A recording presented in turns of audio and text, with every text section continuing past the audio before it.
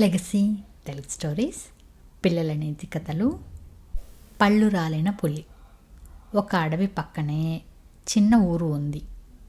అందులో 3 గొర్రెల కాపర్లు ఉన్నారు. ఆ ముగ్గురికి ఒకసారి పెద్ద ఆపద వచ్చింది. అడవిలోంచి ఒక పులి రోజు చీకటి పడగానే ఊరిలోకి రాసాగింది. ఏదో ఒక మందలో నుంచి గొర్రెను తినేసేది.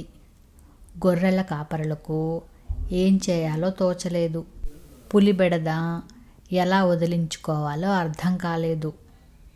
ఆ ముగ్గురిలో ఒకరికి ఒక ఆలోచన వచ్చింది. ఊరిలో బాగా పొగరు పట్టిన ఒక బలమైన గాడిదను తీసుకువచ్చాడు. ఆ గాడిద వెనక కాళ్లకు ఇనుప నాడాలు కొట్టించాడు.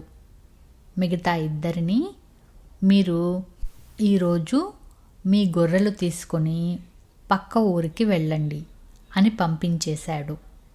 తన గొర్రెల మంద ఉన్న చోట గాడిదను గుమ్మం వద్దే కట్టేసి దానికి 2 వైపులా కంపపరిచాడు. చీకటి పడ్డాక పులి వచ్చింది. గాడిదను చూసి గొర్రెనే అనుకుంది. ఆహా, ఈరోజు పెద్ద గొర్రె దొరికింది, కమ్మగా కడుపు నిండా తినచ్చు అనుకుంది. నెమ్మదిగా దగ్గరకు పోయి వెనుక నుంచి గాడిద మీదకు దూకింది. గాడిద అదిరిపడింది. వెనక కాళ్లతో ఎగిరి తన బలమంతా ఉపయోగించి పులి ముఖంపై ఒక్క తన్ను తన్నింది.